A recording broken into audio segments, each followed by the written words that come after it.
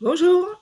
Bon, je viens vous présenter aujourd'hui mon premier roman édité, qui a été édité à l'époque en 2001, en mai 2001, et qui traite sur le terrorisme islamiste. Alors, j'avais vu un peu le vent venir, la preuve, c'est que j'avais écrit. Donc, il est sorti sous cette forme-là à l'époque, en mai 2001. Il avait été retenu chez Balland, et comme Monsieur Balland est décédé entre-temps, j'avais trouvé un petit éditeur qui m'avait pris donc ce roman-là.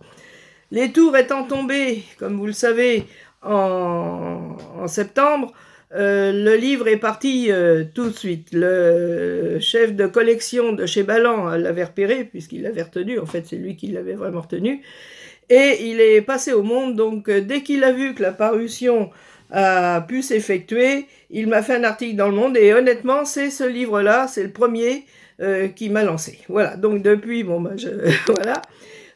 Maintenant, il est sous forme de livre de poche. Il a été réédité récemment et il traite donc du terrorisme islamiste. Alors, à l'époque, comme j'ai écrit dans les années 95, à peu près 95-97, on n'en était pas encore où on en est actuellement. Ça s'est beaucoup aggravé depuis. Mais enfin, bon, déjà, il y avait eu les attentats du RER à Saint-Michel. Il y avait eu un attentat chez Tati.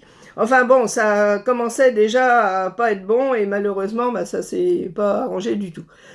Alors, c'est une histoire d'amour aussi. C'est l'histoire d'un jeune homme qui est quand même qui est cultivé, qui n'est pas méchant foncièrement, même s'il devient terroriste et qu'il va quand même aller porter la bombe qu'on va lui demander. Euh, il est pas méchant, il est journaliste au Caire.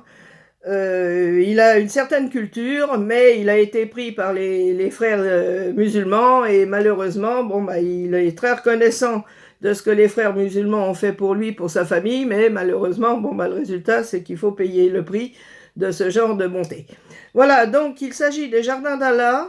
Il se passe une bonne partie à Marrakech, une partie à Paris, et cette jeune femme qui va rencontrer ce garçon, donc va y avoir une très grande histoire d'amour aussi, va être manipulée, elle va s'apercevoir quand même qu'il se passe des choses un peu bizarres, et c'est elle qui va... Bon, enfin, je vais pas vous en dire plus non plus, parce que c'est quand même aussi un thriller.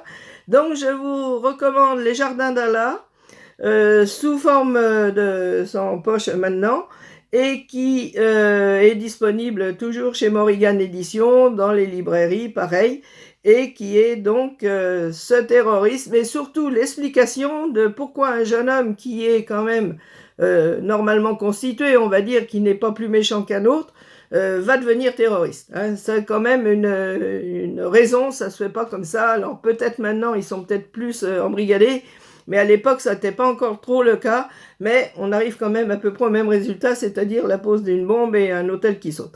Voilà, donc je vous conseille Les Jardins d'Allah et je vous souhaite un bon week-end. Voilà, au revoir, à bientôt.